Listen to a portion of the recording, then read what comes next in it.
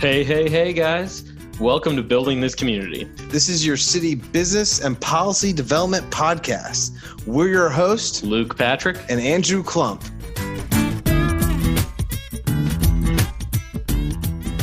Welcome to this week's episode of Building This Community. Our guest today is Tammy York, who is the president and CEO of the Louisville Healthcare CEO Council and previously worked as the COO of Delta Dental.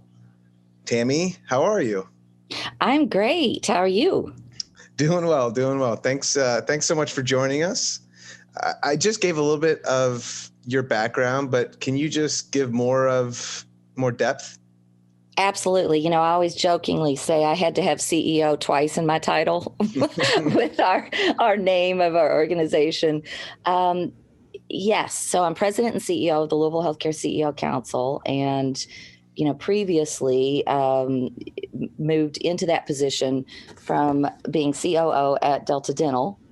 I was in the kind of on the payer side when you think of it for insurance and health and oral health before moving into this position, and started my career in sales and marketing and then moved through the organization at all the different levels, ultimately, over to the operations side, and then had both in my role as COO, which was very helpful, actually, moving into the position that I hold now. That's awesome. But now with the CEO Council, for anybody that might not know, can you explain what you guys do and what the council seeks to do as an organization?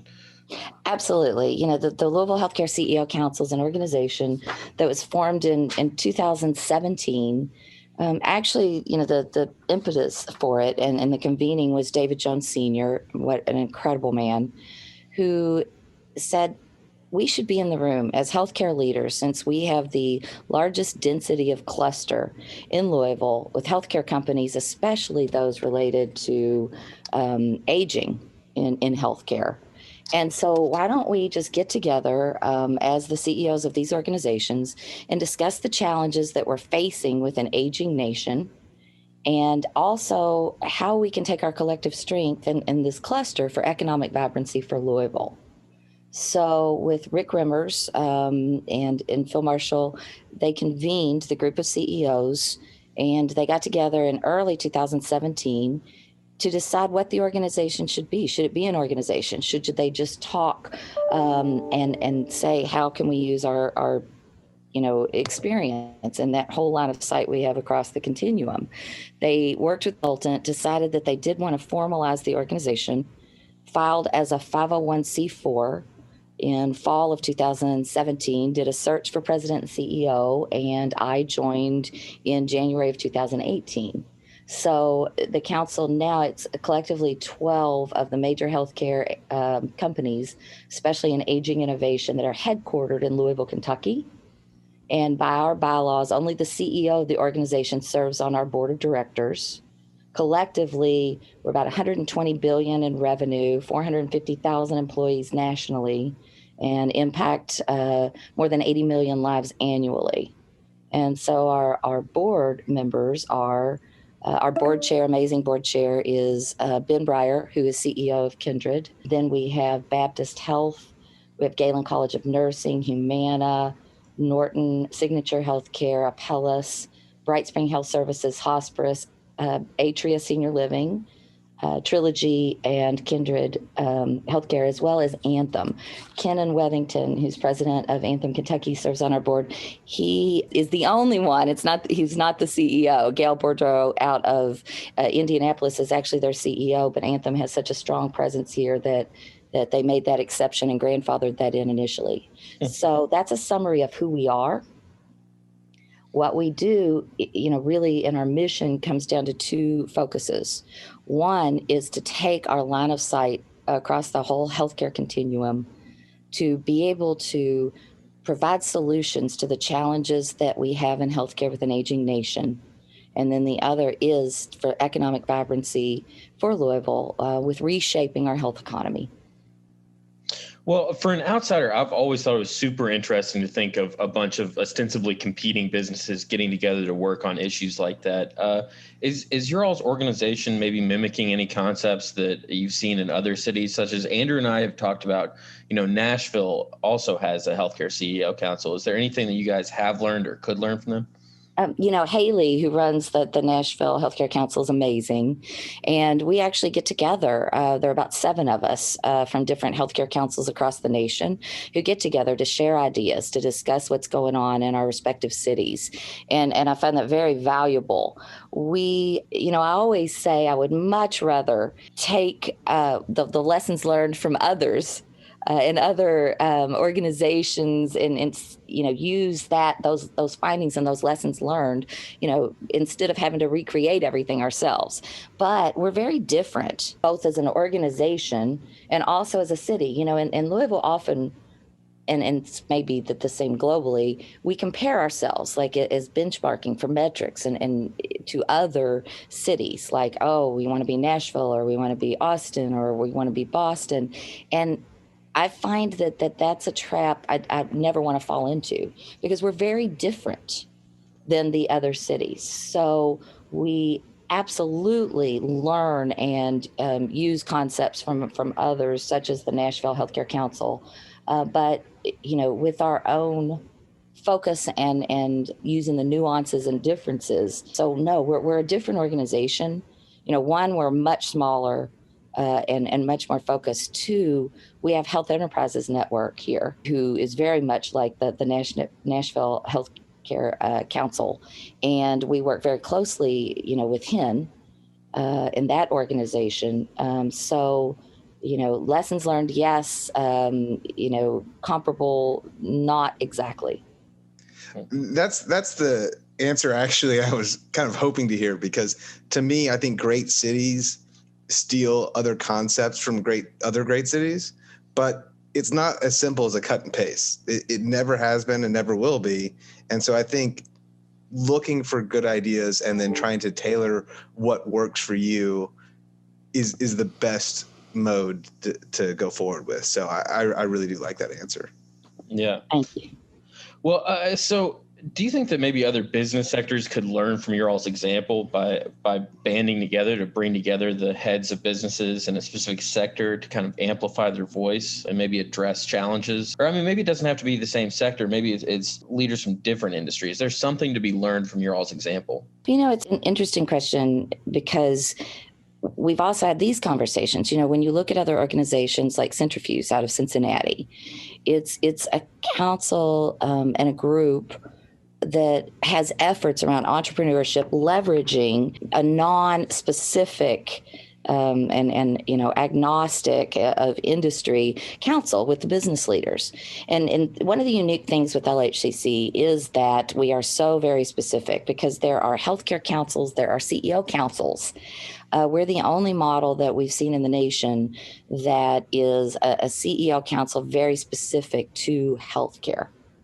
And it's been interesting as there have been conversations around exactly that. Could other CEOs and heads of business, come together in specific under specific industries in a model like ours? And I'd certainly hope so. We've been approached about that, and I've been asked to speak about our model to bring those groups together, because I think there's something very powerful when people in the same industry are willing to come together and put aside, the very specifics of their focus and be in the room with their competitors. These are fierce competitors sometimes. And also, they're very disparate views. When they are willing to come together and really put all of that energy and focus into solving and problems that we face and gaps, in our case in healthcare, I think it's an excellent model and one that's very powerful. And there's been a lot of discussion, and we are excited about sharing our model and helping foster that. Yeah, and to me, I think one industry that would be right for such a council would be the tech industry in Louisville. It's something that has needed to grow, but could use more coordination. We've seen more coordination between some local tech companies and U of L to get training that more specifically fits with their company's needs. But speaking of that, I think health tech is also important with what the Louisville Healthcare CEO Council is doing. And you all are currently working with LEAP to grow health tech. Can you kind of explain the blueprint for growing that sector? Oh, absolutely. And, it's really an interesting and wonderful dynamic because when we convened LEAP to really focus on how we build that innovation economy and how do we foster that cycle of corporate and the people that need the solutions to the entrepreneurs and innovators and that have them, how do we do that effectively? We originally were agnostic of industry. It wasn't just healthcare, that we focused on or health tech. And so we really refocused that last year. Amplify was a spin out of LEAP. And our original efforts, Amplify is led by Larry Horn, who's, amazing. And they really focus on, kind of looking from across all industries, how to support entrepreneurs. LEAP now, which is LHCC, U of L, and our focus with it is very focused on healthcare and health tech. And, it's really interesting because entrepreneurship and healthcare entrepreneurship isn't in a vacuum. There's so much crossover. Healthcare doesn't look like healthcare used to. When you look at our future and some of the tech companies and, Microsoft and Google and Amazon, who are major players now in healthcare and a big part of our future, it's very important for us to understand that there's so much crossover and we need to really be fostering that connection to those innovations, that we need. Yeah, I think that makes perfect sense. And we actually had Will Metcalf, my former professor, who is the president of LEAP, on last season. And that was a great insight into it. And it's interesting to see your perspective on how you all work with LEAP to kind of bring that conversation full circle. But yeah, Will's amazing, isn't he? He is, we have a co-position actually with the University of Louisville and solidified that, a research university and a vibrant research university like U of L, who's a top tier university in research, is very important to our efforts. That was identified early on, both in entrepreneurship and initiatives like LEAP. And Will and I, work so closely together on all of these initiatives. And it really, it threads through everything that we do. And quite honestly, I think both the Louisville Healthcare CEO Council and LEAP have been two of the biggest things that Louisville, and I don't necessarily want to say from a policy perspective, but an organizational perspective, has been two of the biggest steps forward that Louisville has taken to really set end goals of where they're trying to move forward to and actually laying a blueprint for how to get there. So that's just my opinion. But with that said, are there any other? I appreciate that opinion. Are there any other initiatives that the Louisville Healthcare CEO Council is working on? Oh gosh, yes. It's so interesting in terms of the pandemic. We just had a summit and brought together the CEOs to talk about, in their words, our focus, which for 2021 is engagement and education. We don't even say patient engagement and education anymore because it's so different. The consumer sometimes isn't even the patient. But our CEOs set a 5-year roadmap and said, here's where we're going to prioritize what we focus on. When we came together, it's really interesting when we talk about it from entrepreneurship and innovation. The council in itself was a startup in every sense of the word. When they selected me as president and CEO and did the press release, I was like, do we have a phone if anybody from the media calls or a desk, a pencil, a bank account? And we had nothing. We had to build all of it. And so when we got together and with our board and our CEOs and they set that roadmap, we launched it in fall of 2019. Ben did as our board chair. And then the pandemic hit in 20. But in 2018, we put together our priorities, which came to, our focus in 19 was caregiver support. Our focus in 2020 was social determinants of health. This year it's education and engagement. And in next year is interoperability. But it almost felt prophetic that 2020 was social determinants of health, because again, we set that as a priority in 2018. And it was just a buzz phrase, for a lot of people. And through now some of the spotlighting of the challenges that we face in healthcare with the nation, and also equities and the challenges that we have, it didn't change our direction. We were already poised with our initiatives to be able to move forward very effectively, but it definitely accelerated some of those initiatives and furthered them for us. So, the support of our corporate innovation work, which is really the core of what we do, centers around discovery labs to each council company to say, under a focus area, what does, for example, social determinants of health mean to you? How do you approach it as an organization? How do you approach innovation? Where are there gaps? We look for those gaps and have those conversations in the deep dives with the subject matter experts in each council company, and then refine that and look at it across an entire system. For the council, we have from the time you enter, acute care with an onset of an event through end of life represented in that room. So we're able to kind of really hone in on the gaps in our areas of opportunity. And then we do a global innovation search for the innovations to fill those gaps. And then, select the innovation that we want. And we just launched our first pilots across the system in April, addressing loneliness and isolation in our long-term care facilities. And, with a real systems approach, it gives us a unique opportunity to really lay down a data-driven evidence base for the investment in interventions to solve for these challenges in a very different way.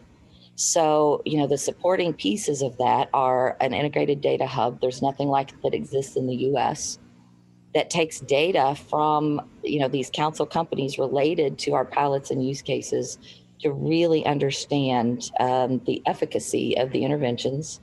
The other thing that we're launching is a strategic investment fund. It will be the largest in the state at $50 million. That is, LHCC, as we're doing the search for these innovations, we want to support them. And we want to say you have the access to the customers, the capital, the pilots, and it's kind of an integrated strategy. We'll be launching our Corporate Innovation Center, the physical space, at 201 East Jefferson. The launch for it will be July 12th.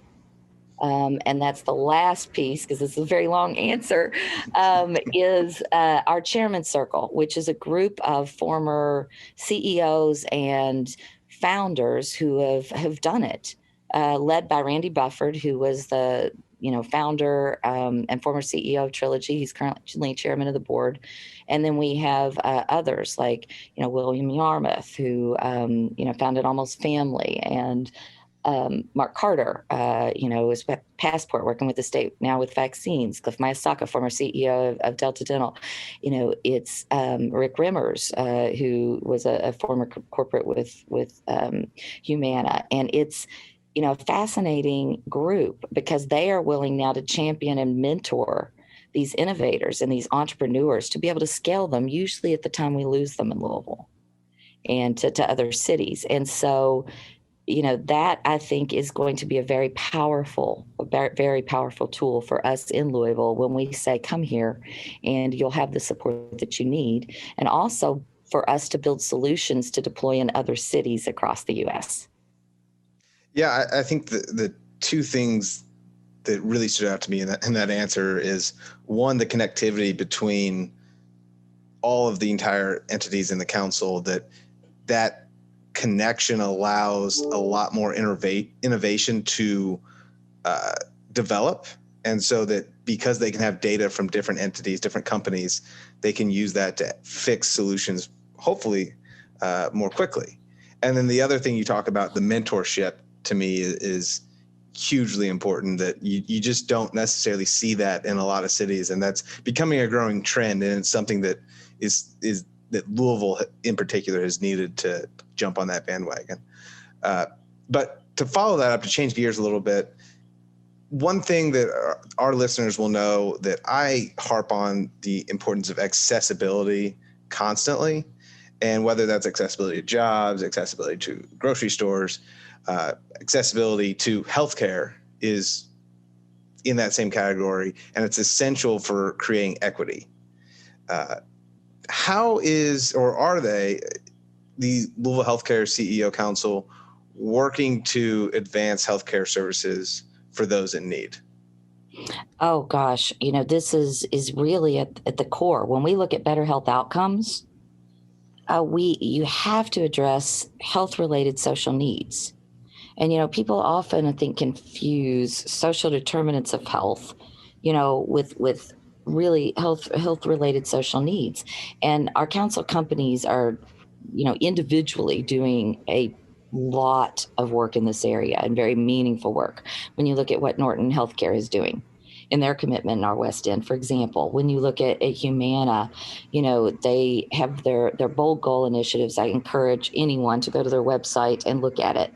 And this has, been an ongoing, Bruce Broussard really launched this from the minute that he walked through the door, because he fundamentally understands that you cannot improve, health outcomes in the communities that they serve and in our world without really addressing that root, of where the issue is. And it's a very different approach. And Humana spent an incredible amount of time going from, an insurance company with aspects of health to, a health company with aspects of insurance.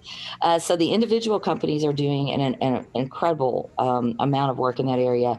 And it is at the core for LHCC when we look at pilots and initiatives. Health equity threads through everything that we do. We're launching a pilot actually in our West End this summer in conjunction with Humana and BrightSpring and that systems approach that we talked about to address loneliness and isolation and aging in place and how we foster that. Because we throw an incredible amount of money sometimes at addressing things without truly understanding the need. Like, for example, transportation. Are people not keeping their appointments because they don't have access to transportation? Or is it really because they're depressed and lonely? And until you're in a community and understand the differences by community, that think global but act local is at the core, I believe, from a health equity standpoint. Yeah, I think that's exactly right. And the city of Louisville and cities across the country have routinely thrown money at issues without actually fully understanding what the issue is. So I think that's a good point. But to tweak that a little bit, is there a city policy that could help incentivize healthcare companies in more underserved areas? Or is that just solely going to be on the private sector, the Louisville Healthcare CEO Council by itself? No, I think it takes both. I think that, that is at the core. When you look at really fostering change, and let's use the pandemic even as a lens. When we looked at things that can solve for access, and let's just talk about telehealth, and talk about it from telehealth from an access perspective. There was a need during this pandemic. The groups and the healthcare leaders were able to come together and with the legislators and enact policy and push through in 72 hours, what could have taken up to a decade without the urgency created by the pandemic and related to telehealth and the reimbursements, because we had to do it. Right? As a nation, we were faced with something like the tragedy of the pandemic. And one of the silver linings, I think, of something as tragic as this pandemic is that we now know it can be done. So what are we able to come together with policy, with, industry, with community organizations to be able to because it has to be the combination, and to be able to further and push through the right policies to go with the efforts and the support for the corporate efforts and the community efforts. So no, it can't be in a vacuum for either. Well, it's encouraging to hear that at least you guys are working on it, and we'd like to see the city taking a role as well. But I guess stepping back, Andrew and I have talked about this before. Healthcare has been a major issue on the national stage over the last several years. How do you think Louisville's position as a healthcare leader might be impacted by some of the proposed legislations we've been hearing a lot about, such as, single payer or even just a government option? I think we're uniquely positioned to be able to help inform those policy decisions instead of react to them. By density of cluster, by the work that we're doing, by the insights and this integrated data hub, for example, I think that we have to approach healthcare in a very different way. And we, are really moving to a value-based system. The consumers are very different. And we have such challenges when you consider that 1 in 5 people are going to be over the age of 65 in the next 9 years. When you look at the demographics of our nation and where we are in the bell curve in our population, and the challenges that we're going to have with caregiving, and that we're shrinking, that we've gone from 12.5 caregivers to person that needs it to 7.1. And by 2050, we'll be at 2.3 for every person, that needs it. It's not sustainable in our current world. So healthcare has to change. And I think the approach is changing. In Louisville, we, by this group coming together, I think it's a very powerful dynamic because we are so focused on aging healthcare innovation. I think we're in a position to help drive what that change should look like instead of be reactive to it. Well, I couldn't agree more. And honestly, on the topic of change, within your sector specifically, we've seen Humana has shown tremendous ability to change itself to fit a new landscape in the past. Do you think having a CEO council can make the healthcare companies in our state more robust and possibly protect Louisville's position as an industry leader? Absolutely. It's fascinating. We talked earlier about the differences in healthcare councils and approach. It's so interesting because in Louisville, we're very Midwest. We like we discussed often compare ourselves to other cities like Nashville, but Nashville are born promoters. They have that with country music. In Louisville, in the Midwest, often we don't talk about it. We just do the work and we prove it. But by virtue of the companies that are even just situs here and the density of cluster, others around the nation identify us as that concentration and the epicenter of healthcare aging innovation. So I think that the council and the vision that these CEOs had, back in 2017 to come together to really leverage that position uniquely positions us in Louisville and will make us, the leader when you look at it from healthcare and healthcare innovation, not only in attracting companies here, but also to be able to be that center for solutions that are meaningful on a national level. Well, honestly, that kind of feeds me into another topic that Andrew and I have touched on in the past, and that's the so-called gray wave that's coming up. How do you think Louisville can prepare for the aging baby boomer population, and does having the CEO Council help aid in that preparation specifically? Yes, and it's a good question. It's funny with the council, originally before even people understood what we were, and what we focused on, it was, okay, do you want, aging people to come to Louisville? Is that what we're setting ourselves up to be? And sure, absolutely. But I think that gray wave that you referenced, I've heard it called so many different things, silver tsunami, it is a very real thing. And I think with LHCC, this innovation work that I referenced, when we're going and we formed a partnership, for example, with Aging 2.0, it's an organization out of San Francisco that has now moved its global headquarters to Louisville, Kentucky. They're in 120 chapters in 20 countries across the world. They have an innovator base of 40,000. And it was a natural fit for a strategic partnership because they built from the bottom up with the innovators. We built from the top down with the CEOs and the corporates.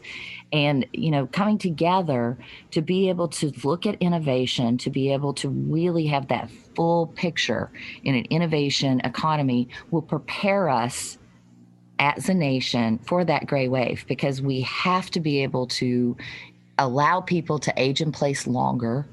We have to be able to leverage technology effectively to be able to accomplish that and to have more healthy days and better health outcomes. But it can't be just technology. It's got to be the combination of really understanding the needs to effectively do it. And with LHCC, that is such the core of our innovation work. Better health outcomes overall, the individual needs of the council companies, and looking at it as a system in healthcare. So there's nowhere else in the nation that we should want to be in healthcare. I mean, we are so very fortunate to have the company cite us here and that they came together to address this. That seems to make sense. And one thing that I think that has kind of, I don't want to say petrified Louisvillians in the past, if we continue to look forward, but when Humana was nearly bought by Aetna, we see a lot of consolidation in the healthcare industry happening. Do you think with all of these nationalization and these larger companies buying smaller companies, do you see that as a positive or a negative for Louisville specifically, and kind of just generally in the healthcare field? What are the pros and cons of larger conglomerations? It's interesting because it's a constantly, evolving and changing dynamic.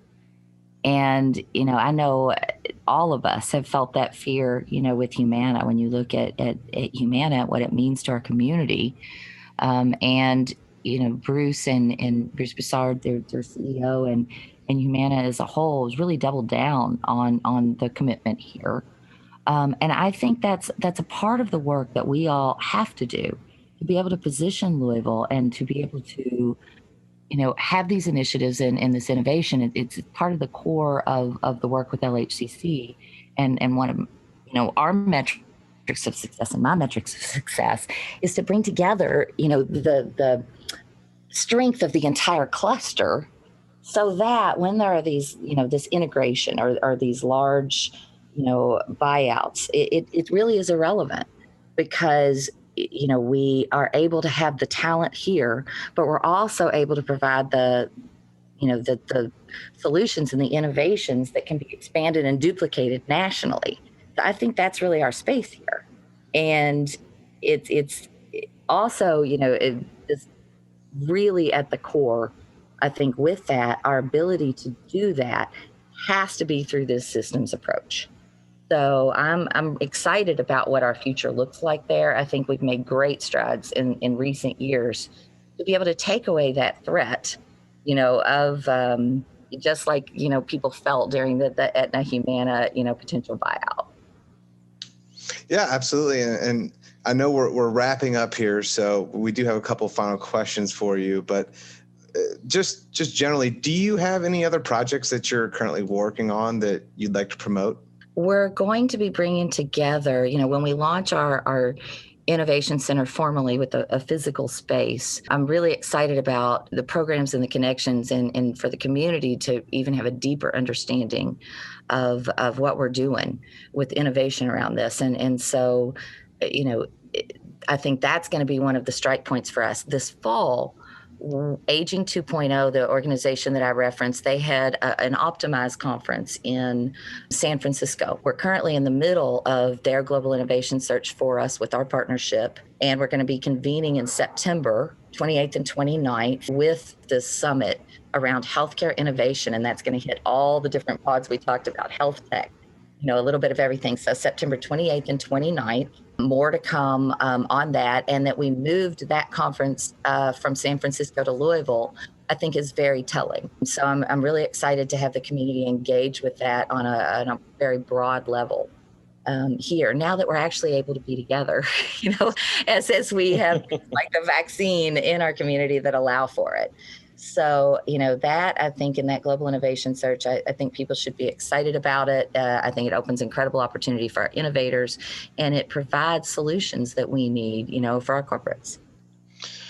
Well, Tammy, we really appreciate you coming on today. This has been a tremendous conversation, but before we can let you go, we do ask all of our guests the same final question. If you had the power to change one policy in Louisville, just snap your fingers and make it happen, what would it be? Boy, that's really, just one, and we call it magic wand. So snapping the fingers, magic wand. I think really, it's really difficult to focus on that in Louisville without, addressing the need to improve our tax structure at a state level. We have to take a different approach at a state level, and that's what's going to impact Louisville more. We have challenges in Louisville because it's a bit unique that, our largest city and the largest economic engine isn't where our capital is. And that's a challenge and a different dynamic. If I had to hone in on, maybe one just off the top of my head, because it's near and dear to my heart when we're talking about access to capital, maybe expanding the, angel investment funding tax credit.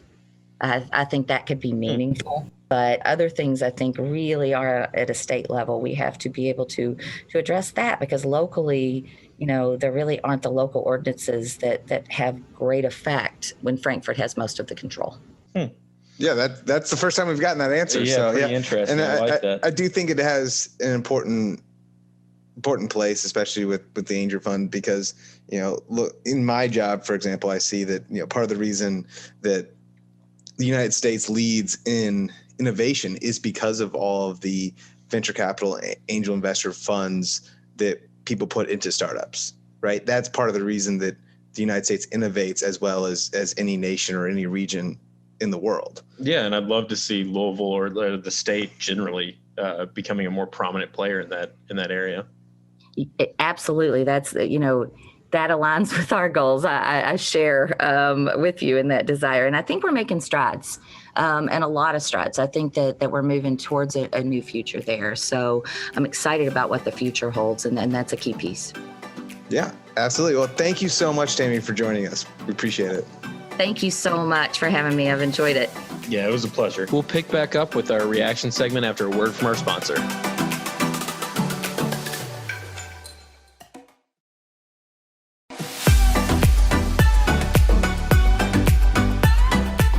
Well, Luke, that was another great interview. This time we had with Tammy York, the president and CEO of the Louisville Healthcare CEO Council. I think what really stood out to me was the importance of taking what a city is good at and trying to unify those leaders to not only further the development of the city, but also further the development of that industry so that they can be more robust and reliant on each other, even though they're also at the same time competitors. What kind of stood out to you? Yeah, so often I think I go with just that last question, like what would they change if they could? And I think her answer was super interesting, but because I do it so often, I want to talk about something else. And I thought it was her mention of how I think healthcare really needs to work with tech and lean into that and the innovations that we've seen over the last few years and like what we can expect going forward. So things like LEAP and the advancements and innovations we're seeing in the healthcare sector right now being driven in part by new technology and like what the CEO Council and healthcare providers in general can learn from other industries. Yeah, and I think the tech component of it, which like we said earlier, we had Will Metcalf on of LEAP, which for those of you that don't remember is the Louisville Entrepreneurial Acceleration Partnership or programs, since they're rebranding the last part.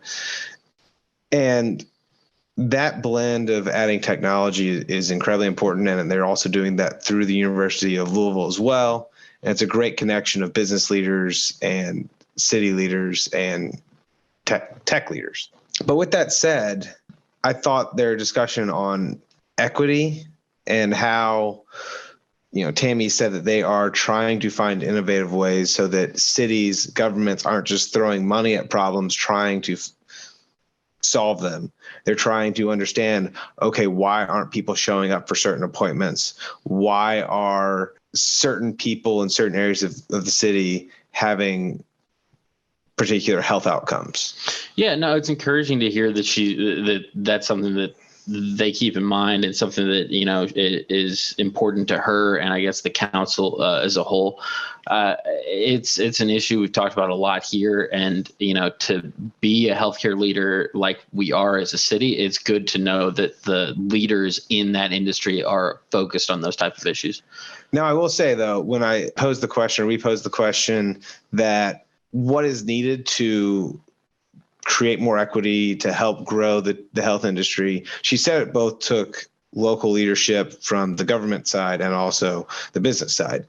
But she didn't really give too much of what the government could do other than what she mentioned with the angel investment tax credit. Which is interesting. I mean, I think that's something that, again, getting back to that last question, which I love to talk about, I think it is something that I would love to see, and not everybody loves tax credits, especially for businesses, but for something like an angel investor fund, that's a really, really good way to grow new businesses in your state and in the city.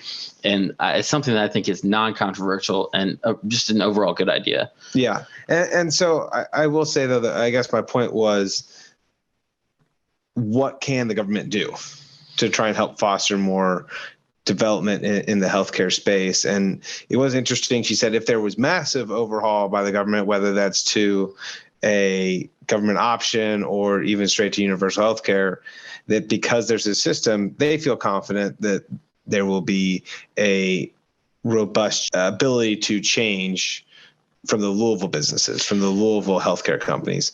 And I think that's what they're going to say.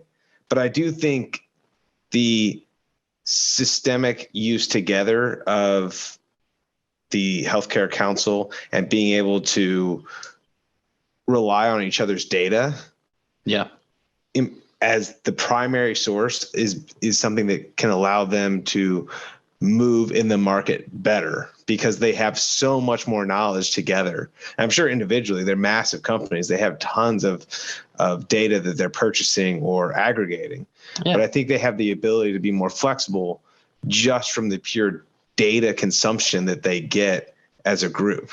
Yeah, I mean, the sharing of ideas and the resources, it would have to aid in the ability to adapt in, a massive change like we're talking about with maybe a single payer or even just, I think, government option that's probably more realistic as it stands. I do wonder, though, how successful this could be if we had multiple councils for different industries. So the big one I've always said is I think Louisville needs to have a tech CEO council. And she mentioned the importance of health tech, right? So why aren't we putting the tech leaders on one hand and the healthcare leaders on the other? They're both going to have their own council, and then together they could have collaborative events in which they figure out the best way forward for both the healthcare and the tech industries and see how they can collaborate. Be more efficient together. Oh, absolutely. And I hate to segue like I always do, but that kind of leads me into the white paper for this week, which it was published in 2018. It's titled Essential Skills for Cross-Sector Leadership, It really does, as the title implies, it states just a bunch of different skill sets and qualities that they think make cross-sector leadership opportunities similar to the Healthcare CEO Council effective. And I'm not going to bother battering everybody with just a list of qualities and why they think they might be important. But I think there was an anecdote in there that really stood out to me. And it's something that I hadn't thought of. And the example was Michael Tubbs. He was the mayor of Stockton, California, in trying to solve a poverty issue in his town and in a certain sector of his town, rather than just bringing together leaders from certain businesses that he thought would impact it. He was also bringing in community leaders, faith leaders, prominent individuals, say kind of like a local celebrity types. And I thought that whole mixture of different stakeholders in a region, would have to lead to probably the most optimal outcome. And I thought it was just a way of looking at this kind of cross-sector leadership opportunities that I hadn't really thought of expanding it that far beyond. But you'd have to imagine that the positive feedback you'd get from that would be pretty impressive. Well, let's just even take, for example, the equity that we were bringing up earlier, trying to figure out health outcomes. Maybe faith leaders are the ones that are the most accessible in the community, especially in poorer neighborhoods, to allow, them to be the go-between for healthcare providers, to help get them access and get them connected with the medical care that they actually need. Yeah, I mean, there's no question that that's generally the type of person that's going to have their finger on the pulse of a given community, maybe more so than anybody else. And, it'd be interesting to see. I wish I had brought it up at the time. It'd be interesting to see if the CEO Council ever pursues something like that type of outreach. Yeah, I think that's a great idea going forward. I do think the other thing that I kind of took from this was taking a systems approach. I know just as my job as a corporate attorney, anytime that we're reviewing documents or working on a deal, that it's so important to have systems in place so that you know how to get from point A to point B to point C to point D. And having a healthcare CEO council where literally every single member has to be the CEO of their company. I know they made one exception, but you're having the top leaders that can make the decisions for their companies working together to create systemic change. And so I think that is the most important concept here to me, is that they can together put in place the systems to actually make change, both in the business world of healthcare and in the equity side of healthcare. Yeah, no, absolutely. The other thing that I thought was kind of, it was reassuring to hear was we've talked about the Nashville CEO Council before, and we'd always, I think, been kind of curious as to like maybe whatever connection might exist. And as soon as we brought it up, it sounded like they were on a first name basis, Tammy and whoever their CEO is. So that was good to hear, and I think she's mentioned that it exceeded, beyond just the relationship with Nashville to like other councils of a similar nature across the nation. And that's just, I can't imagine that isn't going to yield better outcomes for them. Yeah. And I know you don't want to list these, but I'm just looking at some of the different categories of cross-sectional leadership, like the importance. And if they just seem to be relevant to exactly what the Healthcare CEO Council is doing, sharing knowledge and learning, taking a systems approach, which I already mentioned, understanding the impact on people, fostering innovation of culture. It's just that level of importance for cross-sectional leadership has to recognize that this is not, the healthcare industry is one sector, but I think they recognize from this conversation that they're impacting other areas. Yeah. I do wonder what the policy could be from a government perspective to help foster more growth here. And I don't know if that is putting public funds or using public dollars to coordinate with these healthcare companies to create more accessibility. Maybe working with the metro government health clinics or working with government officials that are government employees that are outreach. Well, you have to imagine when you have something like the Louisville Healthcare CEO Council, if you're the government and you're trying to improve that healthcare outreach, rather than having to go to all of the different healthcare providers, all of the different healthcare stakeholders in the state or in the region, you have the CEO Council that you can go to and get like a unanimous voice from all of the different players involved. And that would have to aid, again, in the decision-making on the government's part and the ability to form a cohesive idea of what you think your plan of action is from the CEOs. Well, this same thing that we're talking about with the health tech or with the technology sector too, right? If we were to have something in this technology sector, we continue to hear government leaders across the country say, we need more tech jobs. Yeah. But how do you get that, right? And that's part of the question is, if you have the leadership that tells you what they need, maybe the local government, the city government, the state government can help provide. But when the voices aren't unified together, it's harder to know from the government perspective what policy or what program they can implement. Yeah, if all you got was the amplification of your voice in terms of lobbying the government or getting your message across to the government, that would be great. But it seems like you get just a tremendous amount of other benefits from this type of cooperation. And, tech is great. I'd like to see more sectors than just healthcare and tech trying to adopt this type of model and trying to implement it. Yeah, bourbon would be great. And we've got some bourbon partnerships, but it's good to have like a unified voice across your particular realm of business. And I think it's something that, again, I just love to see an expansion of it. But it's not always just a unified voice. It's the collaboration. Yeah. You recognize that they are competitors, but they're also understanding their impact on the community and trying to take that step forward. Oh, and problem solving, like working together for problems that might affect like the whole, like the entirety of some type of business, being able to put your heads together and work on a specific cure that's going to work for everybody. Yeah, it's still relatively young. It'll be interesting to see what projects and what programs they have going forward that can really impact the community, not just from a business perspective, but from a healthcare equity perspective. Definitely. Well, did you have anything else, Andrew? I don't have anything else. Thanks for tuning in, guys. Yeah, absolutely. Thanks for joining us. As always, thanks for tuning in. Thanks for joining us on Building This Community. If you'd like any more information, you can follow us on Twitter at BuildingThisCom, COM, or you can follow Andrew at Andrew J. Klump. And you can also follow Luke at LMP43. Definitely subscribe, and we look forward to talking to you guys next week.